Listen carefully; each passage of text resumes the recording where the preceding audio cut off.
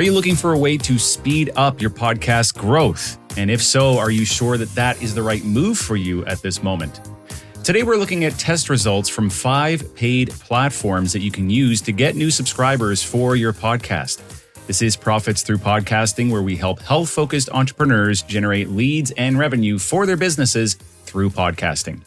I'm your host, Joel Oliver, and one of the 4 podcast growth pathways that I discuss is promote. And one way you can promote your podcast is through paid ads. We want to do something extra besides just having the podcast exist. We want to grow it and do that purposefully. We've got to promote. And of course, there's always a way with money, paying to have your podcast promoted. Now, even within that, there are different ways that you could go about it. But what we're breaking down here today is running ads in other podcasts or podcast apps using 5 specific services that we tested. So I'm going to break down what these are, how they work, the differences in the ad delivery, and the results that we got to help you understand the best option to use if you are wanting to invest some money into growing your podcast audience. So remember back to the Adam Shively episode a little while ago. This was something he spoke very highly of, and it got me very curious to try it out. And once I started looking at all the options, so I wanted to actually get in there for the sake of our clients in this podcast and try everything out and see what happened. So these 5 platforms, they are basically in 2 different categories, grouping these by the way that they deliver ads, but there are still some minor variations. The first category, 3 of the apps, are Overcast FM, Podcast Addict, and Pocket Cast. So what these are, the best way to explain this is if you have an iPhone and you've used the Apple Podcasts app, they're a third-party podcast app. So it's not native on any phone, iPhone or Android. You have to go download these from the App Store. Some are available on one or the other. But it's for people who just aren't either happy with the podcast app on the iPhone, the native one, or on Android. They want something a little better. They like the features. They like the recommendations, whatever it is. These are podcast apps designed for listening to podcasts and discovering podcasts, but they're not natively installed on any phone. Okay. So the way ad delivery works with these 3 apps, there is a small ad on the screen while they have something playing at different places in the app, depending on which one. But it's a little visual ad on the screen. It is not heard. There is no interruption to the show. They can just click on this ad if they decide and hear your podcast. It's got your podcast name and artwork and a little sentence. That's group number 1. The other category that I want to talk about when we look at these 5 platforms, we've got Spotify and Buzzsprout in there. These are both audio-based. So people listening to podcasts actually get interrupted, for lack of a better word, and they hear your ad. So we're going to go into the details of how all these work and how the different platforms vary. But that's essentially the 2 groups. One group does not interfere with the podcast listening experience at all, and the other 2 are audio ads where it does actually stop the listening.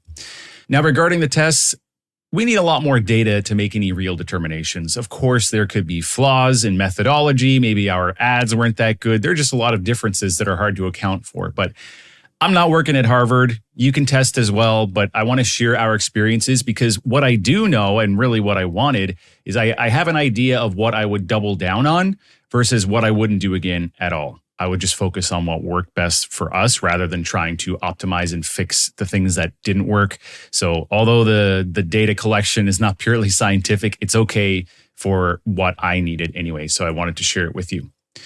So we're going to start with that first group, the first 3, I'll call them the podcast directory apps. First one we tried was Overcast FM. And what we did here was we paid $370 for 1 month of running an ad in the health and fitness category. So this happened November 20th to December 20th, 2024. We got 1,770 taps and 26 subscribers. So our niche with this podcast, it's a bit of an oddball because we are for entrepreneurs in the health and wellness space.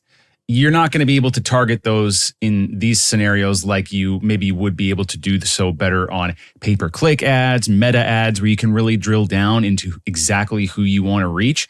So with these apps, as you'll see, we kind of just have to be a little more broad. So not everybody who is listening to a health and wellness podcast is going to be an entrepreneur who also has a podcast, okay? But that's just the best we could do. I just had to assume that I imagine many of our potential suitable clients, if they had to be listening in any category on this app, they'd probably be into health and fitness. So I did choose that category to start. One thing I really like about Overcast is you don't necessarily have to advertise in the category in which your podcast resides. You can actually change it up. And I think that's, as we'll hear as we go throughout this episode, that's probably a good thing. Depending on your podcast, well, some of your ideal clients might be listening in other categories, so maybe you can get them there. Like, for example, you are listening to this podcast right now, it's business related, but maybe you like comedy podcasts as well. So if you happen to see an ad for this podcast while you're listening to a comedy show, then hey, I've just got a new listener. And we're obviously trying not to waste money and just throw it all over the place. But this is why I wanted to do this experiment and see what kind of results we would get. And on that note, as a little bonus, I actually did a second buy on Overcast to check this. And I'm thinking the category maybe does not matter too much, at least based on our results. So near the end of the episode, I'll dig into the results from that one. But for now, let's continue on with this first Overcast ad buy. So we got 26 subscribers from a $370 US spend. That works out to $14.23 per subscriber. Now, you don't really know how long they're going to stay around, but at least this portion was real and tangible, it seemed to me. We saw very clearly in our stats, listeners went up through Overcast. You can actually see what app they listen from, and it was right there. Our results were roughly in line with their estimated clicks and subs, slightly lower, but like I was saying, we're in a bit of a niche here. I wouldn't expect our podcast to perform as high as their estimates. They originally estimated about $11 per acquisition, so per subscriber, and we ended up at 14 and change. So yeah, kind of what I expected. Now, around the same time when we bought this category, health and fitness, for $370 for the month, the all category ads, where they just show up in every category on the app, those were going for around $1,500 on Overcast, and their estimated CPA there was, or cost per subscriber, I'll say, was $15. And in the business category, it was $1,050 for the month with a $21 estimated cost per subscriber. So for 14, what we got, not too bad. It worked out okay. Their pricing is based on demand, so it varies depending on the category. There are some lower end categories that were around $150 at that time. And then business was on the higher end of any category. And then the all, of course, is much higher, like I mentioned.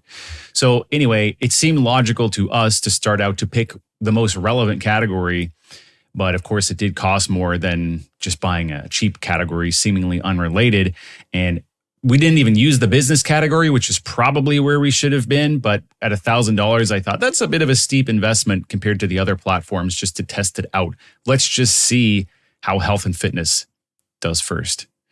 So some pros and cons of Overcast advertising. Well, pros, great results, very obvious, quite quick as well. I was impressed. And I like that they let me choose which category I want the ads to run in. I wasn't restricted to the actual category of my podcast.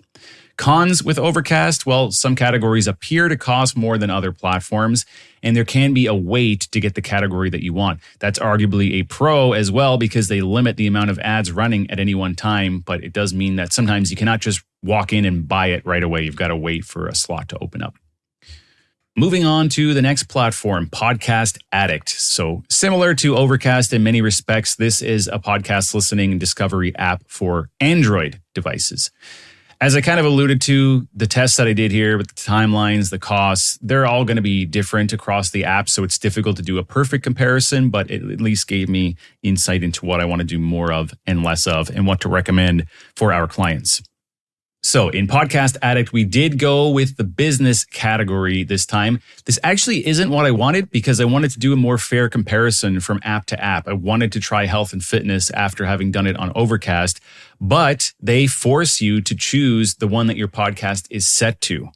And honestly, most of the time that's probably okay. We're going to discuss after why there may be some benefits to choosing different categories. But yeah, you're limited here. You are forced to choose what your podcast lives in. So there's no saving money by testing other categories, unfortunately. So I'm not a big fan of that. But on the bright side, the business category on Podcast Addict was cheaper than Overcast's by a significant amount. was only $350 for the month.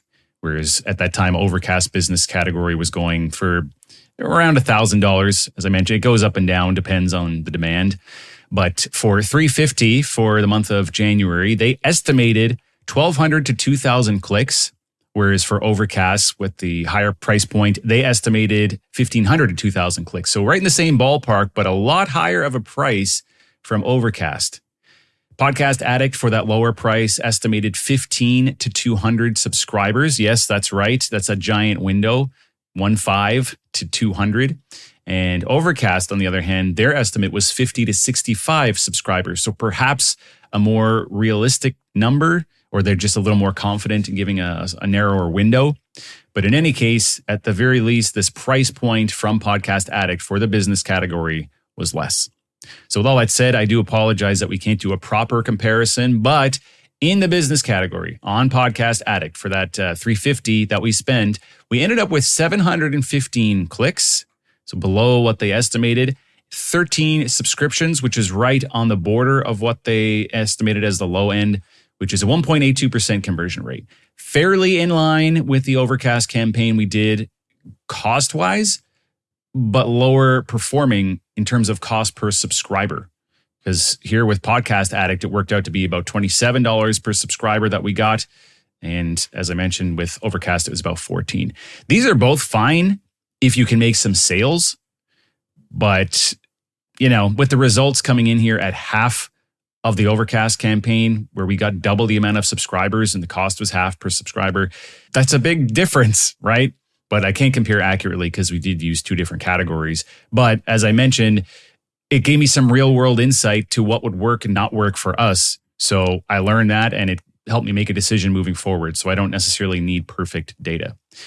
For Podcast Addict, I did indeed see listens increase on our podcast stats. I saw Podcast Addict show up as a player. We had a clear boost. And pros and cons of Podcast Addict, well, decent pricing, depending. As I noticed that their all category is about $3,000, which is around double what Overcast charges for the all category, yet the business category was less. So you have to look at that for yourself and see what makes the most sense. The cons, well, I wasn't a fan of that limited category flexibility where I cannot run an ad in a different category for my podcast. And of course, we got worst cost per subscriber, but it could still make sense depending on your business model, especially having a high ticket offer. Next app in this category of showing the ads on screen while people are listening to a podcast. This one was called Pocket Casts. So similar idea to the previous two. However, this is available on both iOS and Android as apps, and they also have a desktop platform and claim to have over 1 million users across all those platforms. I don't have numbers for the other apps like that, but I did review some estimates, and I'll chat about those in a moment. For Pocket Cast, we paid by the week, and I only did a single week for some obvious reasons. So I just extrapolate that out to a month in this case, because I wasn't seeing results. Let's put it that way. They do let you choose whatever category you wish to advertise in. So I appreciated that, and I used the same one that we did in Overcast, health and fitness. $146 was the weekly price, and we did a week in December for our test. So if you just base it purely on time, it was indeed a higher cost. That would have put us at $584 for an entire month versus $370 on Overcast. This is obviously not a great metric because, first of all, these prices float depending on the demand, right? And we're really after conversions. I don't care how long it runs. I just want to get conversions at a lower cost. So in this case, for the $146 for a week, $146, we had 852 people see the ads roughly 2 times each. So like 1,600 impressions and about half that for unique impressions. Total taps or clicks, 9. And total plays or subscribers, nothing. 0. Now remember, with Overcast, we had 770 taps and 26 subscribers. So down from 770 taps to 9 is drastic and no results whatsoever. That's a huge difference. Yes, it was only a week, but like I said, price-wise, if I had spent on a full month, would I have gotten any more than 0 subscribers still? So Pocket Cast quotes 1 million users. It's really difficult to verify that or get data on the other platforms to know what their user base is. But I do know, since this was public, on the Apple US App Store, I checked their Overcast app has 42,000 reviews. That is quite high. Compare that to Pocket Casts on Apple's App Store. They only have 757 reviews. So that is a substantial lower number. And it's not everything, of course, but if we want to try to figure out some data, we would look at 42,000 reviews versus 757. That could indicate a difference there for sure. Podcast Addict, as I mentioned, is only on Android. In their app store, it had 4,600 reviews. And in the Android app store, Pocket Cast had around 4,500. So those are actually pretty close on Android. So take that for what you will. But all I know is that Pocket Cast was not performing as well for us. Based on the money, it just didn't seem to have the numbers that either of the other two apps had for us. So it was not a winner here, unfortunately. Pros of Pocket Cast, well, I did like that their category choice was flexible. That was nice. But the cons, price was just too high compared to the alternatives. We didn't get results. As well, their interface, their website, how it works is just not great. The other two have a nice portal. You get to see your stats. It's easy self-serve to buy your ads.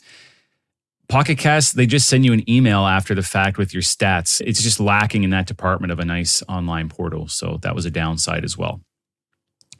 So that wraps up that first category I mentioned where we have these little ads on the listener's screen that they can tap to access your podcast. What we're moving into next is different because they are actually audio-based ads. First one we tested here was Spotify. It's kind of a hybrid actually, but it is an audio ad. So it's separated from the other apps where they just have a little ad on the screen. It's not intrusive, but with Spotify, you're actually hearing an ad while listening to the podcast. So that's a big difference.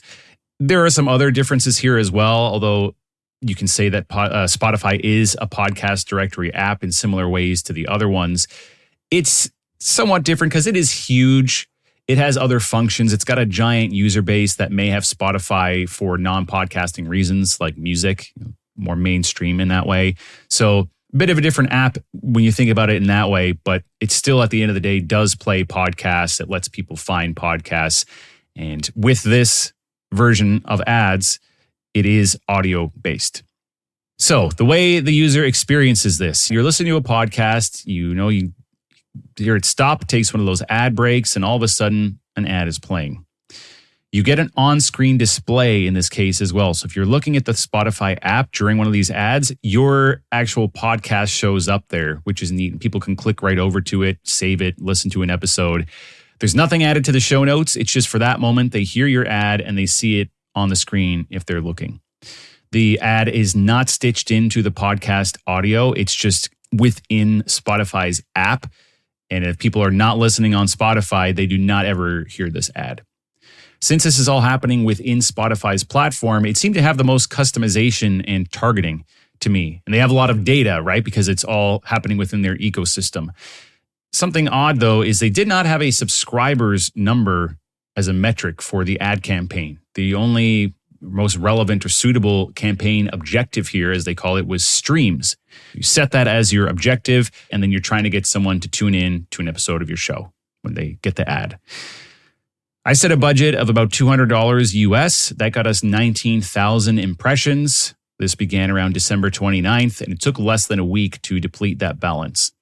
We reached about half of the impressions number, so whatever you want to call that, 9,500, something around there. So people probably heard the ad twice. That's what I assume.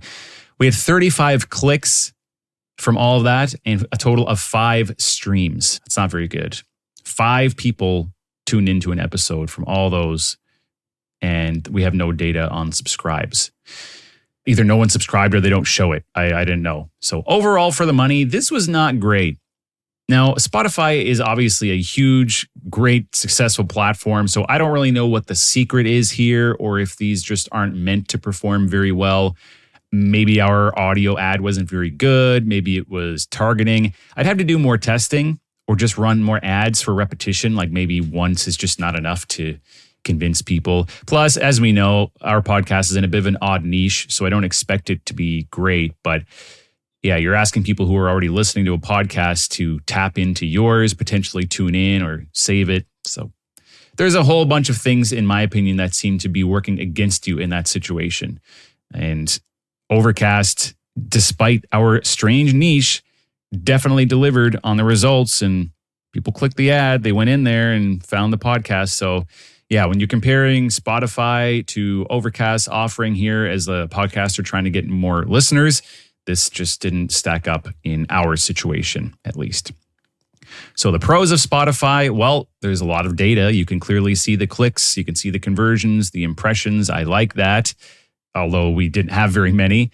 And they're a big company, so they have a very nice app, of course. Honestly, the website portal, although it is powerful, it's just quite complex as well. Overcasts and Podcast Addict, very easy to use, very straightforward. You choose your category, you see the dates, you pay. Spotify definitely had a little bit of a learning curve. Actually, I turned a pro into a con. But continuing on the cons list for Spotify, it didn't touch Overcast for the money. But as we're saying, the ad style was different. I'm not sure what to have expected, but now I've got some data on that for myself. I also had a little pet peeve of the text length on the ad screen. So you design the screen on which your ad shows when the ad is playing. So they're hearing your audio, they're seeing something on screen. And for us, the podcast title, Profits Through Podcasting, was too long, and I had to leave the spaces out, which made it look kind of funny. And I don't even think our title is that long. Like if you have a longer title than that, you have to cut words or something. It didn't look very good. So just a minor thing to bring up. The fifth and final platform on our list has a bit of a different way of ad delivery yet again. And this one is Buzzsprout ads. So Buzzsprout is a podcast host similar to Libsyn or Spotify for Creators, Podbean. There are a whole bunch of them out there. Buzzsprout is a podcast host, and they allow you to, well, not just choose anyone, but they have this service set up for their users where it can connect people who are trying to buy audio ads with people that have podcasts and listeners, and they split the revenue. So how this works, it is an audio ad stitched into podcast episodes, and you get a mention in the show notes as well, which is pretty neat. If your ad was in an episode or sponsored an episode, it shows up there. There's nothing on screen like Spotify or the other apps, nothing at all. There's nothing to click in that moment. The user would have to go manually look up your podcast or click the link in the show notes. These essentially run for all listeners. Doesn't matter the platform. As an example, you don't need to be using the Spotify app or any of those other apps. You can be listening anywhere for the most part. And it's not targeted by individuals. So this is perhaps the most broad targeting of them all, arguably. So how it works is potential suitable podcasts come into a dashboard that you have online. So you've set up and said, here's my podcast. It's called Profits Through Podcasting. I want to run some ads. Suggest to me some suitable ads, some suitable podcasts rather, on which I might be able to run ads. So it goes out then to podcasters it thinks would be a good fit and says, look at this guy Joel with Profits Through Podcasting, he wants to advertise on your show. Do you accept? And then that podcaster would click yes. Then it bounces back to me and I have to approve it unless I have auto approve turned on. So then I get to see who is this? Okay, that looks like a good fit. I would like to spend some money there. I'm probably useful to their audience. I hit approve, and then the ads start running within their show for listeners. Once an audio ad runs and a listener hears it, that's considered an impression. That's it. They have fulfilled their obligation. They will get paid. There is nothing to do with clicks or anything like that. So long as an ad ran and someone heard it, even if they skipped it, there's no way of knowing. That's it. You paid for that impression. I want to share with you a bit of text from Buzzsprout's website. This is what they claim. It says, typically, a 10,000 impression ad buy results in 20 to 30 podcast downloads across your entire podcast catalog. The goal of the ad is to get people to listen to one episode one time. From there, the quality of your episodes will determine how many people follow or subscribe. It may be hard to see this impact in your podcast stats, as oftentimes the ad is only generating 1 or 2 additional downloads each day, and the ad takes multiple days to complete. This means you should expect to pay around $10 for each podcast episode download, maybe more or less. Performance is not guaranteed. So that's from Buzzsprout. I can't take those estimates too seriously. I don't really know where they got that data, but without my own data, who really knows? there are a lot of variables and it's very difficult to track. You can't really get your own data from this. You may see nothing. I'm not saying that there are no results, but without a way to effectively track it, how do you really know? That's just the nature of these types of ads. Buzzsprout also restricts your category selection, which, as you know, I'm not a fan of. So I couldn't even test the health and fitness category like I did on some of the other platforms. I was forced into, I guess, the business category. I bought 10,000 impressions for $200. This ran from December 25th until January 8th. This is the smallest amount that you can buy. It took me about 2 weeks to use up those 10,000 impressions, but of course that's wildly variable and dependent on different things like your targeting. So pros and cons of Buzzsprout, well, you get linked in the show notes. I thought that was pretty neat. You get to easily see download numbers and stats of the podcast that you are vetting to run your ad on, which is neat. Although at the end of the day, an impression is an impression. So whether you're on 10 podcasts with an audience of 10 people or one podcast with an audience of 100 people, it may not really matter, but it's still data that you get to see to use to make a decision. The whole system is really, really nice. I really like how it worked, the interface, the ability to see in real time which podcast your ad is live on, the whole approval process, really, really cool. But let's review the cons of Buzzsprout. Well, as I mentioned, you're forced to choose the category. You can't choose the category. You're forced into one. I didn't really like that, but fair enough. By its nature, no, you cannot get any conversion or click stats here. You know that an ad played somewhere to someone who was a listener to one of these podcasts that you approved. They might have skipped it, but that's basically all you can know. Value-wise, this just didn't stack up for us against some of the other options. Not in a way, at least, that we could obviously see. And I would rather just take the bet, the sure bet, where I know if I invest a certain amount of dollars, I can guarantee that I got some subscribers. Also want to mention here with this style of ad, like this audio insertion ad, you could go directly to a podcast and sponsor them that way if they allow it. Be up to them if they allow it, but you could perhaps even include a promo code or some kind of special link with them as well. That would make it easier to track. Maybe you get a better deal. It depends. There is actually some in Buzzsprout that I was kind of surprised and I wouldn't have thought of that were accepting ads. So I feel like in those cases, I got a pretty good deal. I still don't know if anything became of it, but it is an option. Don't feel that if you want to run ads, you have to go through this platform or something like it. You could go right to the podcast and propose to them that you do a sponsorship.